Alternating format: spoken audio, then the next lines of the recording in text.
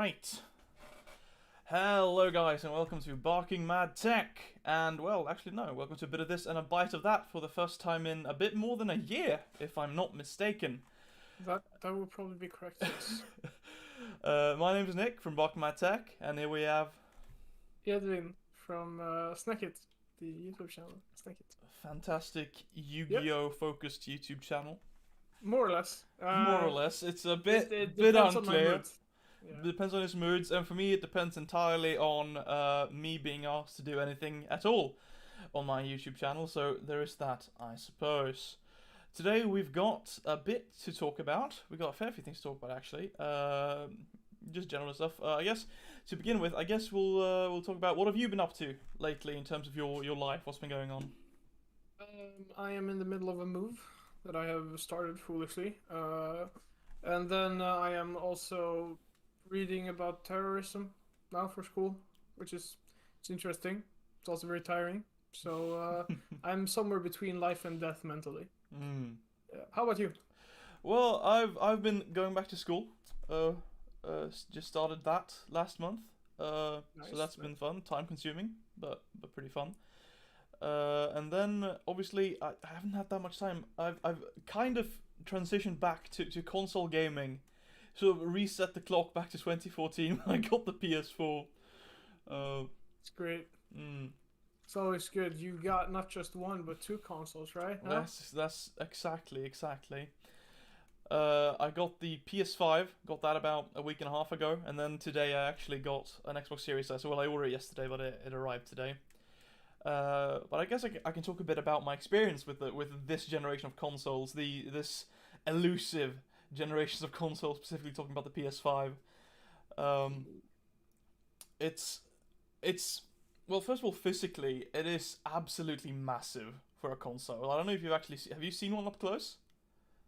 I don't know. I think I haven't actually. No, No, like not really. it's actually massive. It's like you don't. It's not something you think about when you see it in pictures. You know, you imagine something like a PS4, which in itself is a fairly large box. You know, like compared to like Yeah. the consoles way back. But then you actually get it in your hands and you look at it. It's like, oh, it's massive. Like if you, Oh damn. it's absolutely huge for a console, which I guess is good for like cooling and stuff. They probably have a pretty solid solution in there. From what I've seen, they have a solid cooling solution and stuff. Yeah. Which is Big old necessary. heatsink. Yeah, which is good considering the caliber of hardware that's in there. So Yeah. that's pretty nice. And I think personally, like it's obviously this subjective thing, and I think it looks pretty damn good. Personally, Yeah. like I'm a fan of the aesthetic. I will say.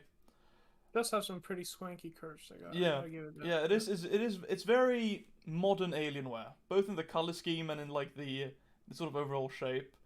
Uh, Yeah, I get you. Yeah. with the black and white thing and the lights and stuff like that. So Yeah. it's very like modern Alienware. It's not mid 2000s Alienware. It's I don't know. It Alienware doesn't now. look. It looks like a Dyson fan. Yeah.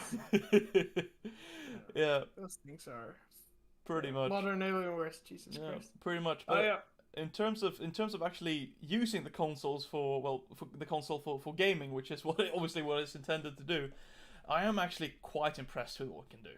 Like the games on there, like obviously you don't buy a PS5 to play, a game you also get on PC. You buy it for the exclusives, and the exclusives I've played, I am very impressed with visually and just performance wise. Ghost of Tsushima is a game I've played quite a lot.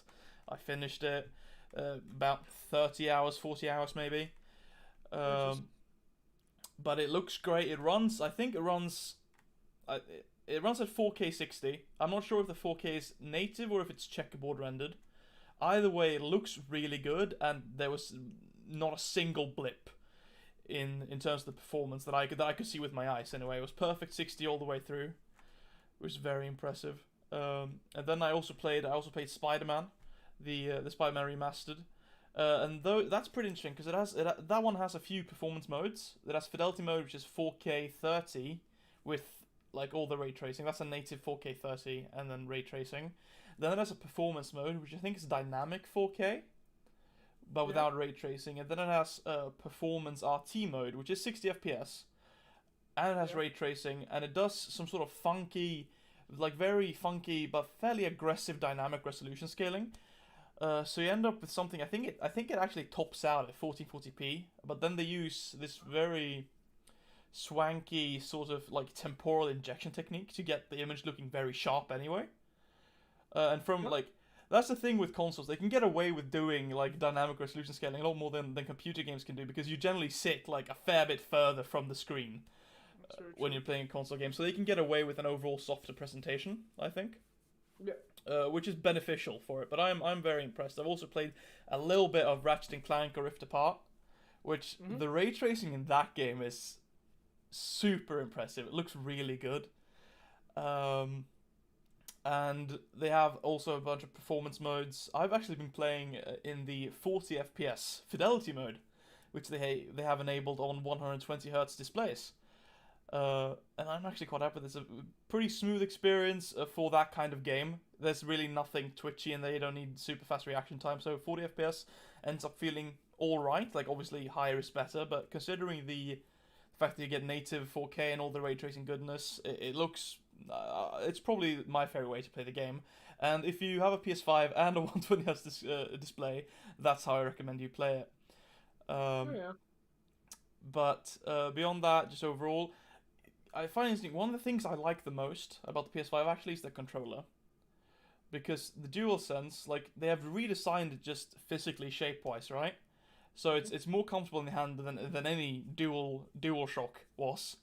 But then it's the triggers and the haptic feedback and stuff like that, which, like, it sounds like people describe it. You hear it described to you, it sounds like a gimmick. It sounds like something, it sounds like a gimmick, but, like, I'm telling you, once you tried it, you don't like. It's disappointing to go back to a controller that doesn't have that stuff. It adds, like, it's not. I'm not gonna say it's revolutionary because that sounds super corny, but like it is quite literally a game changer. It really actually does change how you interface with the game, in a very positive way.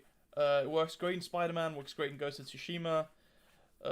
So yeah, you should come over sometime and have a go at it. I think you'll be surprised by how big of a difference it makes. I should. Yeah. Speaking of coming over, this morning, a vice principal from a school I used to work at shot me a message like, "Hey, can you come in to work today?" And I was like, "No, I'm literally like 400 kilometers away from you guys, and I got better things to do." So I said, "No, I'm studying in Stockholm right now." And they were like, "Oh, okay, that's weird. That you're still in the fucking like." Sub pool or whatever. Yeah, that's very strange. You shouldn't be in there. Not heard from them in like a year, and then they said, "Hey, can you come into work today?" No, I cannot come into work today. So yeah, that was interesting. Thankfully, I'm hopefully done with that stuff for now. Don't want to go back to. Oh, could you scoot a bit, maybe to the right? I think you're a bit almost out of frame. There we go. I'm back. Yeah, he's back. That's great. No, but then we have the Series S, the Xbox Series S. That's S, not X. It's the little one that I got. Yeah. Because it was very cheap, and I wanted to give it a go. First impression so far, like games-wise, Game Pass is just a phenomenal deal for what you get with it. Like for real, like considering the low cost of the console and the relatively low monthly cost of Game Pass, if you're gonna get an Xbox, get Game Pass. That's my stance. Like, it makes sense, right? It makes sense. Especially I've heard that it's really useful for people reviewing like PC hardware as well. Yeah. You can test all the latest games for like free. Yeah. Or like really cheap at least. Yeah. So. Absolutely. And then you have the Xbox Series S. Obviously, it doesn't have a disc drive, so you have to do it digitally. And at that point, it just makes sense to have Game Pass if you're gonna do it all digitally anyway. But first impression so far in terms of the games I've played, I played a bit of Forza. I played a game called The Ascent for a little bit. And obviously, the Series S, it doesn't target 4K in terms of render resolution. It tends to target like between 1080p and 1440p generally. Yeah. Which, again, at a TV distance, you do notice the difference, obviously. Like, it is a softer presentation. But it so far, I haven't, like, it's never been like, oh, this is terrible, I don't want to play this. Like, it's as long as it's, like, it looks good enough from the distance you are for the price you're paying for the console. And, you know, it feels good because it's generally 60 FPS. It also can do 120 Hz in certain games, which is very, very nice for games like Halo, for example. If you're What's the performance like compared to like the Xbox One X? high performance one from last generation? I would say like I think in terms of like just raw like compute power, I think the GPUs are similar. I think they're both around like 4 teraflops or so. I think. I might be mistaken. No, I think they're both 4 teraflops. But obviously this is now an RDNA 2 GPU, which is a lot more powerful than the Polaris based GPU in the Xbox One X. Yeah. And it also is also targeting generally a lower resolution than Xbox One X was. Obviously, Xbox One X was the oh shit, people are buying 4K TVs. We need to do something. Okay, yeah. Console. So that's what that's about. I don't know. Xbox One X generally is 4K 30 or well, 4K what's does the small one play the same games as the new big one? Yeah. It's just they scale it back. Some games that aren't very demanding can run like 4K 60, 4K 120. Like it's fairly rare, but there are games that do that on the Series S. Like simple games. I think FIFA runs at a native 4K 60 on both Series X and S. Cool. But generally they scale back either the resolution or other graphical features generally to get it running on the lower spec hardware. Yeah, but actually the first thing I noticed when I took it out of the box is just how fucking tiny it is. And maybe it's just that I've been used to the PS5 for like this latest week, which is massive, you know. But Yeah. just, like brought it out, it's like this big or something like that. Like there we go. Now I should be in frame. It's like this big. It's absolutely tiny. Actually, I don't. Yeah, the perspective's not coming through on the. It's not huge, is it? No, it's very small. It's adorable. Actually, it's like this little machine. But it's very small. So far, I'm pretty happy with the performance. I've only played with it for like an hour total. But it's been pretty good, and I'm struck by the fact that like I got it for 270 euros roughly. Yeah. And you're not gonna get like regardless of the shit show that is the PC market today, right? Like you would never, like at no point have you gotten have you been able to build a computer for that amount of money that comes even close to this amount of performance. Would be my contention. All right. And especially, but isn't that always the thing at like the beginning of a console generation? That's true. That's very true. Like it's gonna develop over the years, and then like, in 5 years we're gonna be saying, "Don't get a PS5, it's trash. Get the RTX 5030 or whatever, or the GT 5030. It does twice the performance for half the cost." Or perhaps, but I don't think so, because the trend we've been seeing with graphics cards, especially, is generation by generation the prices go up and up and up, and yes, the gains on occasion are massive. Like this generation was pretty massive in terms of the gains in performance, at least for the 3080 and above. The below is a bit iffy, but the price has also gone up. Just the MSRPs, and not just considering the scalper prices and stuff like that. Hopefully that trend arrests and stops. But I think we're gonna end up in a situation where a lot of people are picking up, are gonna pick up consoles, because graphics cards are just gonna be like pretty fucking expensive, maybe too expensive for a lot of people. Yeah. And I say that as someone. Sorry, go on. I feel like in some cases it's like it depends. It's very much on the sort of gaming you're doing, because I think esports is still growing by the day. Yeah. And I never think esport players aren't gonna go for anything but a PC. No, probably not generally, but then you have like the big esports games now, or not esports in terms of like organized like teams and stuff like that, but like a lot of like kids and stuff who play Fortnite, a lot of them doing it on the PlayStation or the Xbox. Absolutely, but I think especially the people who actually like want to compete. Well, like serious esports scene, yes, I agree. It's always going to be on the PC. I don't think that's ever going to change. Yeah. But my point would be that for gamers who are perhaps a bit more like me, but less enthusiastic about technology itself, I think a lot of them are gonna see, okay, I can buy an RTX 3070, for example. I can buy that for $500, like US dollars. Assuming let's assume MSRPs are a real thing in this. Let's pretend for a bit. I can buy that, and then I have to buy all the other stuff for computer, or I can buy a PS5 for $500. Yeah. And I think and I think also the point. I think something people on the PC side have not really come to grips with, and I say this as someone who generally does count myself to be on the PC side, is that they haven't come to grips with the fact that these consoles are just a lot more powerful relative to the time than certainly last generation was, and I would argue going back a fair few generations. It's just we haven't seen a console this powerful relative to the PC hardware at the time in a long time. And the PS3, Xbox 360 generation becomes a bit harder to compare directly because they were doing a lot more funky stuff. But if you look at the PS4 and Xbox One, right, like they were using the Jaguar CPU and a pretty pinner GPU and stuff. That was all fairly low-end hardware even for 2013. Yeah. Whereas now, in both the mainline Xbox and the PS5, you have Zen 2 CPUs, 8 cores, and you have GPUs that range from slightly more powerful than the 6700 XT I have in the computer here beside me, or slightly weaker. And then slightly weaker still on the Series S. But this is like it's a modern graphics card architecture with a modern feature set and just a lot more performance in the tank than you could say for something like the PS4 or the Xbox One. But I think, I'm not sure if I agree with you have to go back so much further, because I think it's really more that the PS4 and Xbox One were kind of bad. They were bad. I think before that, basically every generation has been on par or better than PC hardware. So when it launches, because you got the PS3, which sells for $600, which was a lot at the time.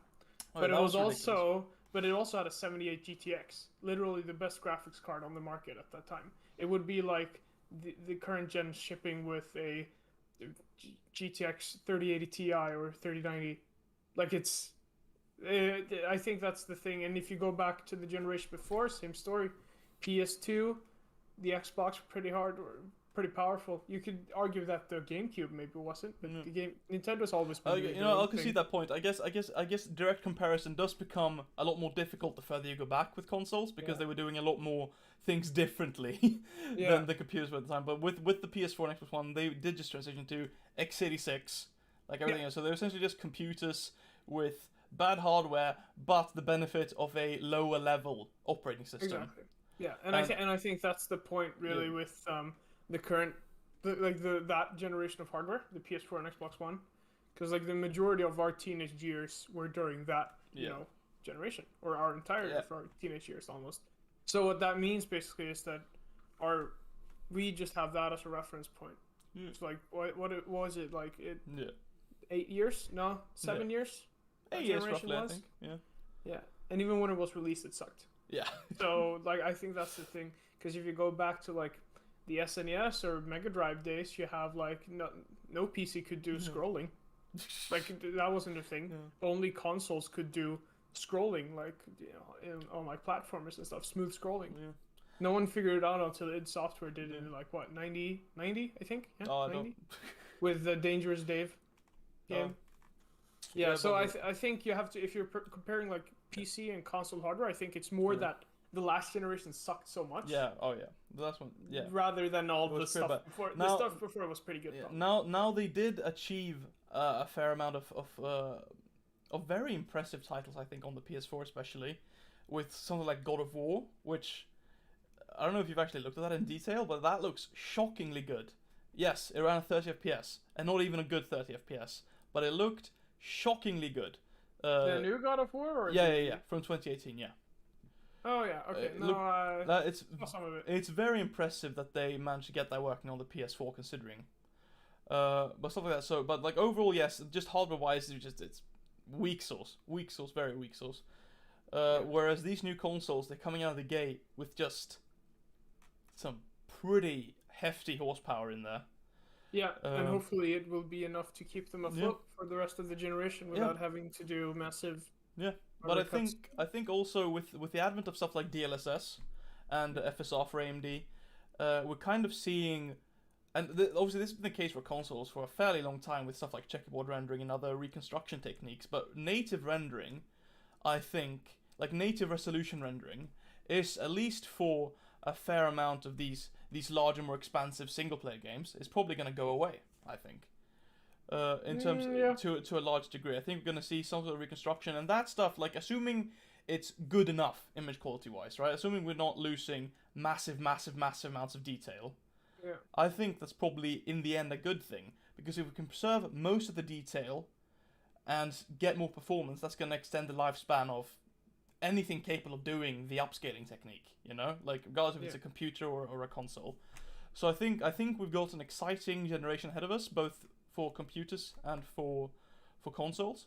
But I'm quite happy. One nag actually I have with the Xbox Series S that I just remembered is that on the PS5, in my living room I have the setup where I have a 4.1 surround sound channel setup.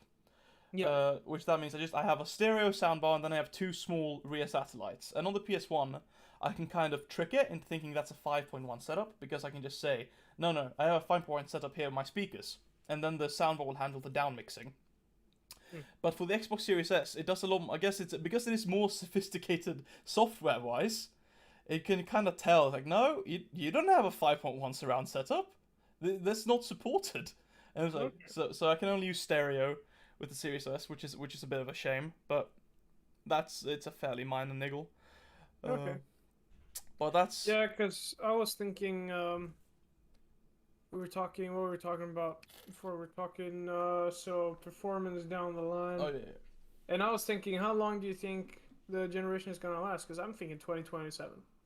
You think? I think that's when they're gonna release a new console. Sounds probably reasonable. Yeah, about like it's usually it's 7 to 9 years. I think it's the like the last few have been like that roughly. Do we want to go towards talking about the future? We want to get into Absolutely. some news and regarding how TSMC wants to be climate neutral by the year 2050. Yeah.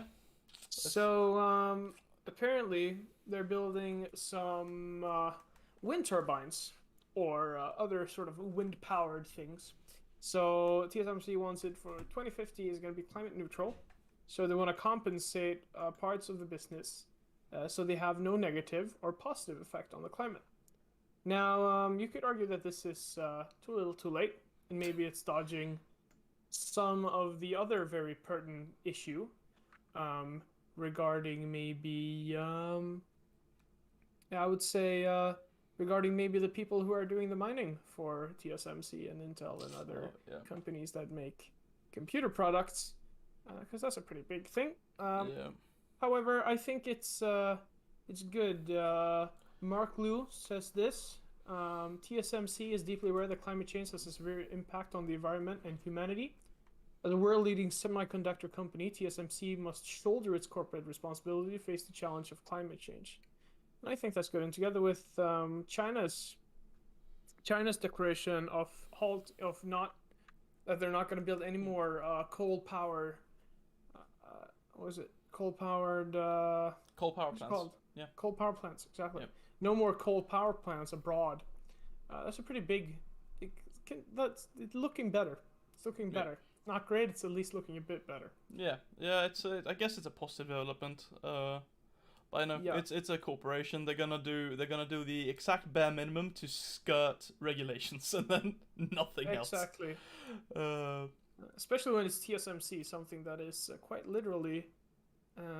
They have a monopoly, right? Almost basically. Essentially. Well, they've had it, yeah. But now they're starting to get some. Was it Intel that started doing their own fabs, right? Or they have their own fabs? Intel has their own fabs, and they've started kind of renting them out. Okay. But then they're also manufacturing the new graphics cards at TSMC. So, yes. So I mean, it's just a fact of life that right now TSMC have the most advanced nodes in terms of technology. Like they're just the best at the moment, and that's why everyone's Sorry? Yeah. Speaking of, we got Intel's Arc graphics card, but continue on with your part, and then we'll go into the graphics card. Yes. No, my point was just basically that. Like that's the reason everyone's just manufacturing this stuff at TSMC because they have the best. Like Apple's doing it, AMD. Like TSMC is responsible for basically any piece of technology that you'll have lying around your house. Like at some probably TSMC were the ones who actually manufactured the silicon. So, All right, let's see here. So Intel's graphics card Arc Alchemist yes, is now out at the partners, so board partners. yes, that is. So I'm not sure who the board partners are. That's going to be really, really interesting to see who's going to be the ones making it. I predict that XFX and EVGA are not going to be making any cards. No, probably not. Not But Sapphire either. Not Sapphire either. Not Sapphire either. And definitely not 3DFX. But I don't know. They could come back. They could come back. They could come back. Yeah, who knows? No, I think my predictions are Gigabyte, Asus, and MSI. Sounds about They're right. all going to be making. Sounds about right. cards. Maybe they'll bring.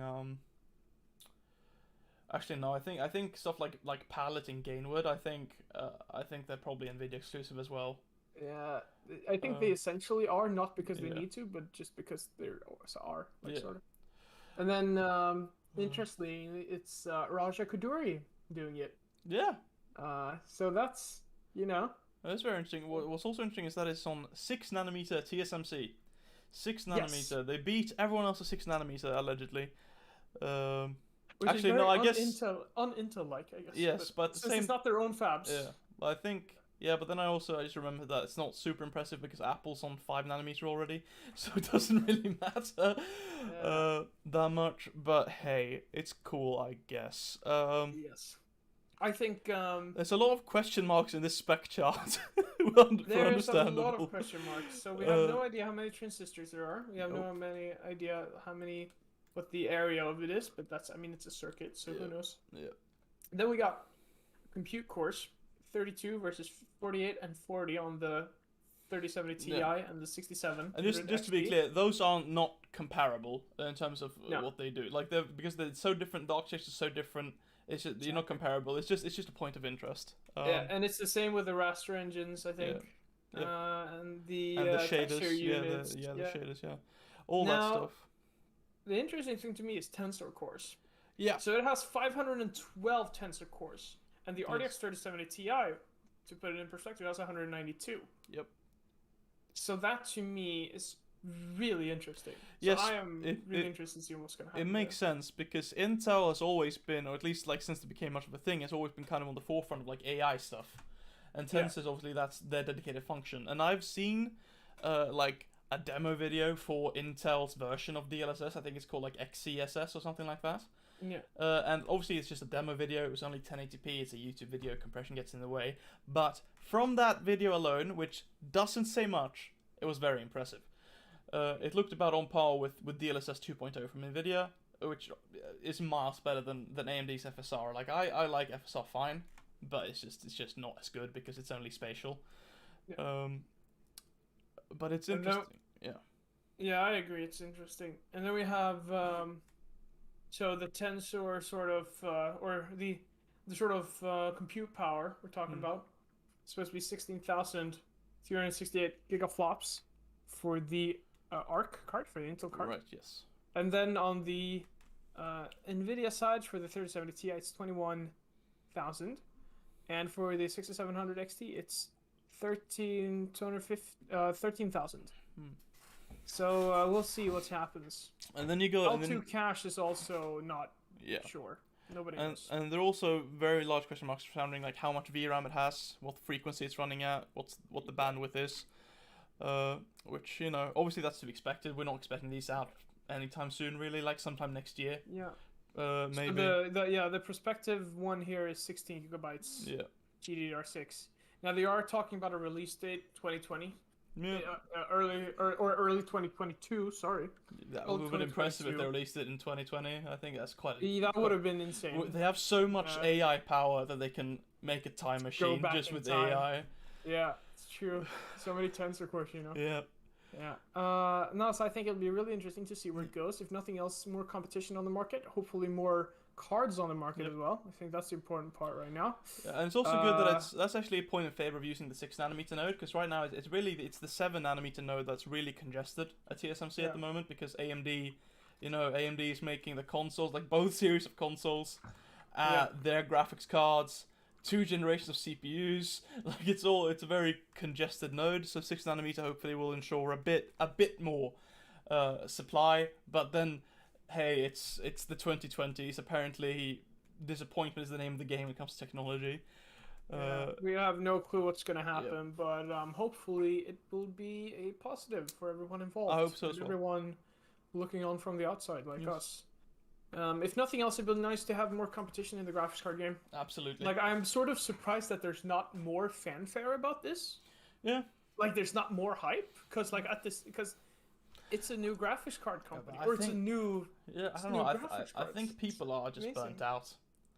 I guess. Considering it's just like I noticed that myself. It's been so many launches that it's kind of just hard to be engaged with the space mentally. If this was in like 2015, everyone would go bonkers. Oh yeah, it would be insane. But like now, everyone is just too fucking tired of everything. Like Yep.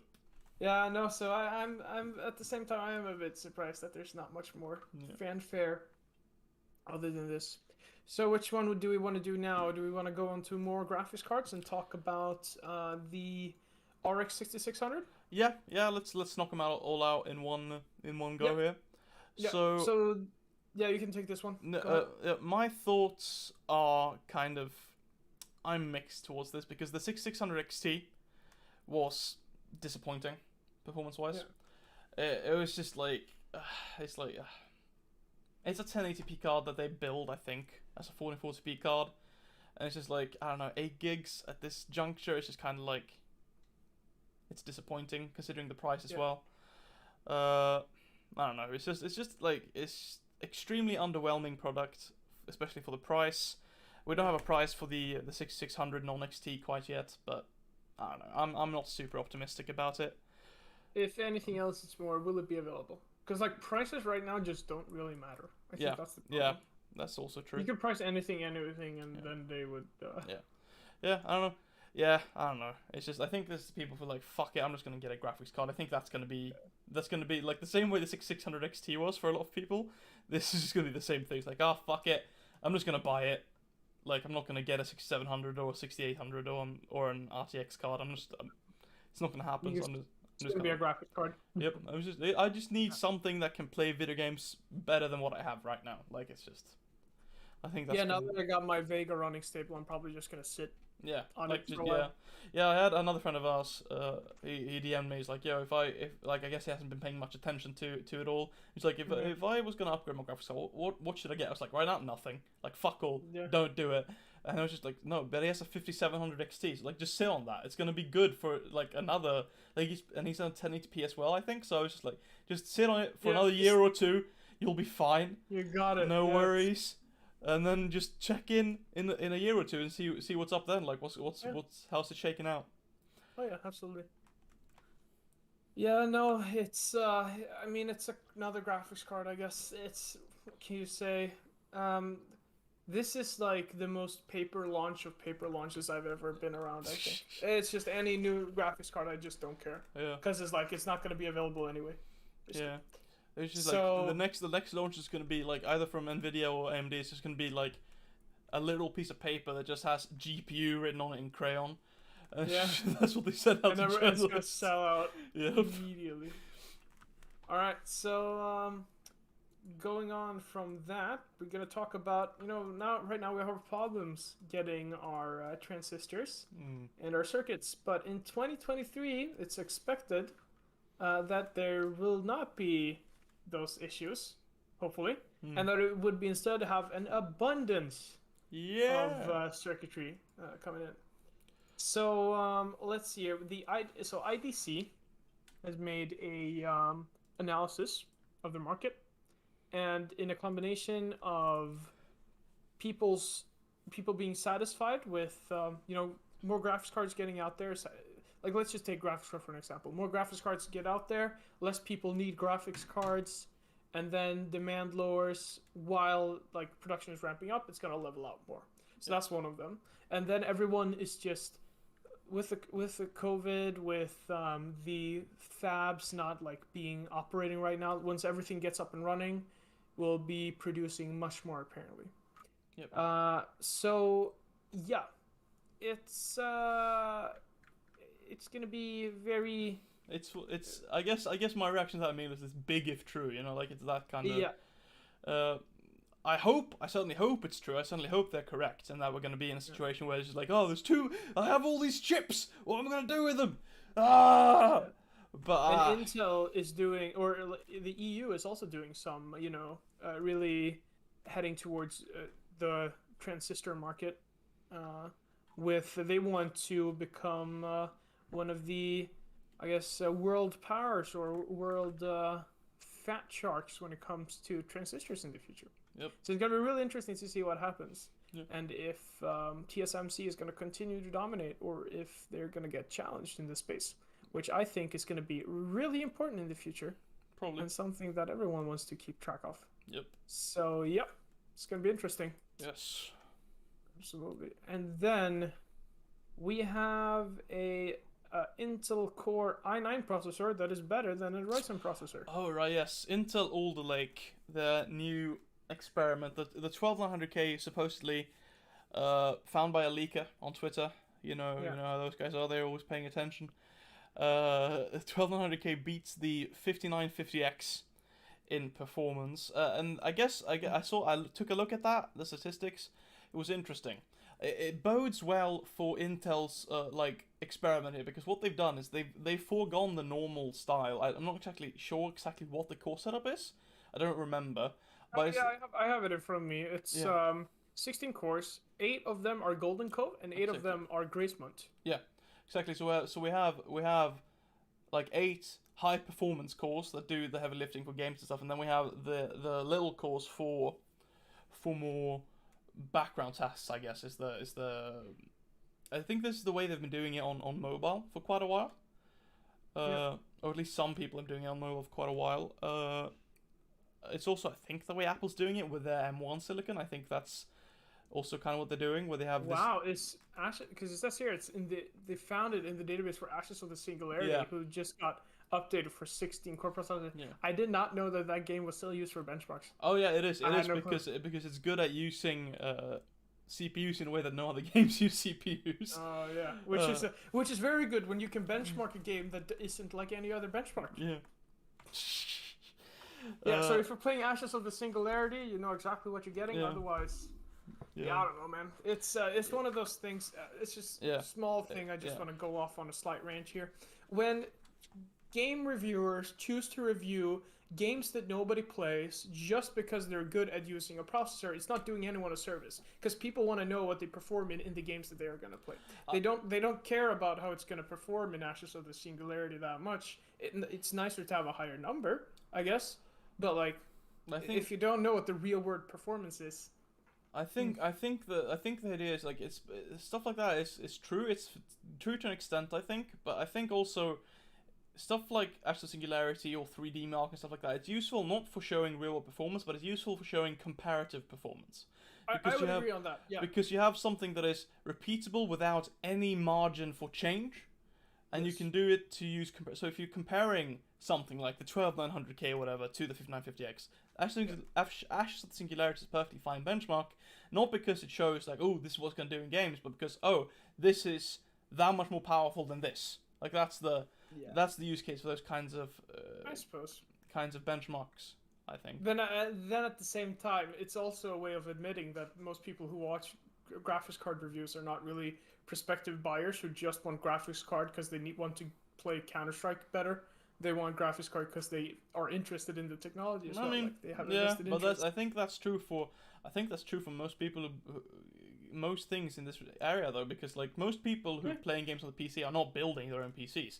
Most people who play games on PC go to a Best Buy or in Europe a MediaMarkt or something else like a shop and are buying a desktop. That someone says, look, this can do gaming. Hey, mum, I need a computer to play Fortnite or CS:GO, and then they go to the shop and they get one. No, I just think it's funny because it's one of those things where it's I get what the intention is, but also it comes down to a place where they maybe start missing the mark, sort of. But then at the same time, it's also what do you like actually trying to get out of a review as well. Yeah. Alright. This result certainly bodes well for Intel's big experiment here with Big Little, because it's Yeah. something a lot of people are skeptical because, for example, the Windows 10 scheduler is pretty piss poor as it is for just normal core setups, but especially just it's not built for Big Little. So it seems that I'm pretty sure they were using Windows 11 for this, which would be necessary because they've updated the scheduler for that. So if you're using Windows 11, I guess Big Little works out, at least given this one point of data, at least. Yeah, I think it's interesting that they're taking the step down from 14 nanometers now. Finally, it's crazy that they've been able to get so much performance out of it. Yes. Like out of that nanometer, it's insane what they've done to that thing. Yep. So it's going to be. So it also saying here that the hybrid architecture. They have made a hardware-based scheduler called Intel Thread Director, and they are working together with Microsoft to make sure that that is optimized for Windows 11. So this is truly a generation or the next generation of PCs. And like for me, I think it's going to be a Windows 7 situation for a lot of people, where people just don't upgrade. And I think that's going to be me for a long while. Probably. I do not think I'm going to upgrade to Windows 11. I have two computers because I'm just that kind of guy. So I'm probably gonna put one of them on Windows 11 just to try it out, and also I'm interested, especially in they have this feature on Xbox called Auto HDR, where they take older, or not necessarily older, but games that don't have an HDR mode, and they retone map stuff to make it like fairly good HDR supposedly. It's one of the reasons I bought an Xbox. I wanted to try that out, but also apparently they've integrated that to Windows 11 as well, which is nice for someone like me who plays a lot of games, like single-player games. I play them on the TV. So that's pretty cool. That's a kind of feature I want to try out. Stuff like, for example, like The Outer Worlds that I've been playing a little bit lately. That doesn't have HDR, even though it's a fairly new game. Doesn't have HDR. But I think it would look really, really good in HDR, and so something like Auto HDR could like come in and take care of that. Basically, improve the presentation of it. So that stuff, like, it has very interesting features. I think it's just the whole compatibility thing they were doing, and all the other stuff. Like, it's just strange to me. I don't see why they were doing that. No, there's definitely something to be said there, and like in one way, it sort of marks. I guess with the same with Windows 95 and Windows 98, you had to have relatively new hardware just on a hardware and like on an instruction basis to be able to use it. But I suspect that a lot of people will be running Windows 10 in the future anyways. Probably. At least until EOL. I think. And what's crazy is Windows 10 loses support officially in 2025. Yeah. That's 4 years from now. Yeah, like I'm not sure if I'm gonna make the switch to Windows 11 in 4 years. Yeah, I'll have to see. Yeah. I'm not sure, man. I'm gonna try it out on the TV PC. Oh wait, there we go. Yeah. Fuck's sake, the framing is bad. TV PC. There we go. And then I'm gonna see what I'm gonna do on if I like it enough to put it on the other desktop, basically. We'll have to see. It will prove itself with time, I guess. Yeah, hopefully. Yeah, absolutely.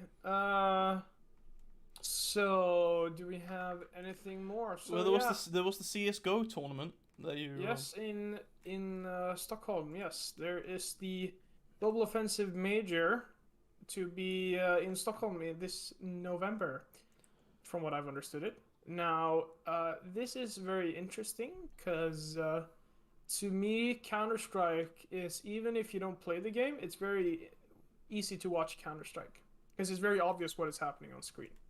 It's such a simple game to follow compared to like something like Yu-Gi-Oh, which is a terrible spectator sport because nothing happens and it's way too complicated to understand what does happen. Counter-Strike is super easy. You just see, terrorists are shooting the police and the police shoot the terrorists, and then there's a bomb. Okay, it's easy. So I think what's going to be interesting for me is, and something I've been thinking about, is esports ever going to draw the attention of anyone who doesn't play Counter-Strike themselves? Because with like, if you got like football or basketball in America, baseball in America, football in Sweden. Let's say that. That's our biggest sport. Let's go with football. Even non-esporters or people who are really interested into it can at least watch it and enjoy it. Yeah. Is Counter-Strike going to be one of those things in the future? I'm not sure, because even though I think Counter-Strike is the easiest esports to watch for someone who is not really interested in it, I'm not sure that it's going to ever be able to pull that off. No, quite frankly, I agree. Unfortunately, I don't know that esports is ever gonna be. It's ever gonna be a thing in that respect. I just don't see it happening. At least for a long, long time. yeah, I think I don't know. It's hard for me to articulate exactly why that is. Because I mean, like, it is so very new. Like it's like obviously it's been around for as long as computers have been around, basically. They play games on, but then like when you look at the scale of like global history, it's been around for just like an absolutely minuscule blip of time. And these things take a long, long time to like permeate the social like zeitgeist or whatever. Yeah. Because like football's been around for hundreds of years, possibly more. I don't fucking know. It's like it's stuff like that. It doesn't happen. It doesn't happen over 3 or 4 decades or whatever. How long esports has been a thing? I think 3. Yeah, you can't say. I think 4 is impossible. It's a stretch. Yeah. 3 is definitely. Yeah. Let's say 3 decades or so. I don't see it happening anytime soon. That becomes like, oh yeah, what are you doing? Oh, you know. No, I can't. Local Counter-Strike team. It was like I can't go out tonight because fucking ninjas in pajamas are on here. They gotta beat those Fnatic guys. I don't know if those guys are still relevant in the CS:GO space. But sadly, I think they're not. I think ninjas in pajamas are gone. But there you see. I remember correctly. There you see how in touch I am with exactly. the esports scene. But and then I am like actually someone who plays video games. It's my main form of entertainment, and I don't even care. We are both like terminally online people. Yeah. So it's It would be the equivalent of someone that really likes to play football all the time not being interested in watching any games of football. Yeah. So it's what it is, man. Yeah. I don't know. I think in some regards, I sort of hope that it will permeate the mainstream more than it does, but we're gonna have to wait a long while. I think we are definitely gonna grow old before it's. Yeah, probably, but it's also one of those things where it's just I don't know if it's necessarily the same thing with football, but like to me, games they're just so much more fun to play than watch. Like that's just how it is. And I think that heavily depends on the game. I think that's fair also. And that's why I'm sort of saying that Counter-Strike is really good as a spectator sport because it's so interesting, or it's so easy to pick up what's going on the screen. That much is true. There's always a huge amount of excitement, like inherently to it, with a bomb ticking down, and then there's clutching and stuff, and like even if you don't understand if you don't know how to play the game, you'll see on the screen it's pretty obvious what is going on, which is why I think Counter-Strike is the best spectator esport, and like something like Hearthstone is probably like the worst one. Possibly, yeah. Like card games in general, just fuck me, but they're boring. Them's our fighting words right there. Yep. Sure. Oh, I think that's it for the tech news we had. I think so. So let's go to our traditional final segment, which is what have you been playing lately? I have been playing Game Dev Tycoon. I've been streaming it on my channel. Absolutely. Go check out my streams. Go check out Snecket's streams. They're fun times. They are extremely good. I'll pop into the chat to sexually harass him on occasion. It's pretty funny. We always play sexual harassment of men for a laugh on my channel. And then I've also been playing Call of Duty. Doing some zombies attempts, one of the maps. Otherwise, I haven't really played much video games, it's been those two that I've played. I've been thinking about getting that Tormented Souls game, which is very similar to Resident Evil. All right, yeah, you told me about that, yeah. Yeah, but I never ended up picking it up now. But now, after I moved and once I get the streaming equipment back up on my new, in my new apartment, that's gonna be a thing. I'm gonna have to like wait for a week until I can get like a chair and stuff and like a proper setup to actually. Oh yeah, you can't bring the one you have now? No, all the furniture in this apartment is my landlord's actually. Oh, So the chair as well. Okay, okay. yeah, the chair, everything. So it's gonna be. I'm gonna have to do basically, my thinking is, I'll do a trip to IKEA. I'll get a mattress, Hmm. a table, Are you and gonna a chair. are you And gonna that's it. are you gonna do mattress on the floor? Is that the? I'm gonna do mattress on the floor. Oh Christ, And that's I'm grody. gonna say it's Japanese style. It's like a It's futon. actually grody. Like no, and, you. then, and then I'm gonna post it to r/mail living space No. with a caption like something mildly misogynist, like women hate that we can be happy with so little. Yeah, it's gonna be Christ. great. It's gonna be great. Yeah. Absolutely. All right. What you been playing? You've been playing the PS5 and the Xbox One. We know that much. Well, not Xbox One, Xbox Series S. It's very important that you remember. Ah, yeah, okay. I would never buy an Xbox One. No. No, but it's like, yeah, it's basically a situation now where I'm just like, oh, I have all these games, but so little time. You know, because I bought like a few games with the PS5 when I got it. So I played a lot of Ghost of Tsushima. Told you that. Very good game. If it ever comes out on PC, I thoroughly recommend you pick it up. It's actually excellent. And then I played Spider-Man, and then I'm also gonna play the other Spider-Man because you get two in one. And then Ratchet and Clank and stuff. I tried a bit of Resident Evil 8 actually on the PS5. Yes. It's pretty, like, someone who doesn't play a lot of horror games. Like, I enjoy horror movies, but the fact that it's interactive brings a whole new dimension to it that I hadn't really considered as being different. Do you think it's like scary? Not like in the sense of like, oh, I'm shitting my pants in terror, but like it's scary because like obviously jump scares inherently are stressful. Like that's what they're meant to do, provoke like a stress reaction. So it becomes it's not scary. It makes me anxious to play. Let's put it that way. So far, but I really enjoy the PS5 integration actually with the controller. I told you before, it actually has like, because there's a very like subtle like resistance and stuff when you pull the trigger on the gun. Yeah. Stuff like that, which adds a whole new dimension to it, which is pretty good. Again, playing some Ratchet and Clank and stuff like that, so it's pretty good. And now I have Game Pass, so I have like 150 games that I gotta go through and see what I want to play. That's great. So yeah, and obviously I have the Game Pass Ultimate, which means I also get access to Game Pass on the PC. So that's very cool. Yeah. So like obviously I generally I prefer like owning my games to the extent that you can own games in this market, because like even if Steam somehow fucks off, I'm fucked either way, you know?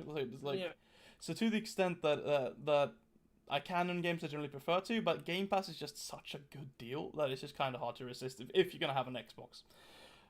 Speaking of Steam, I've been moving on to buying most of my stuff on GOG now. Yeah. It just makes an awful lot more sense. Yeah. I feel like to a certain degree, yes, that's true. Yeah. But yeah, that seems to be it then, right? Pretty much.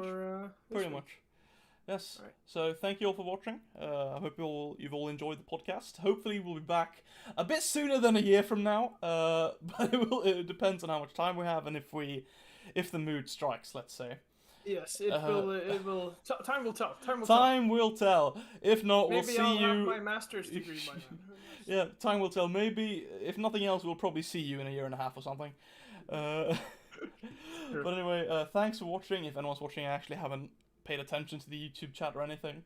I'm not sure. I think Love said, "Yo, let's go," and then he left. Fair enough. Yeah, but either way, I hope that person who watched, if they watched, enjoyed the podcast, and we'll be in touch, I guess. Bye. Yeah. See ya.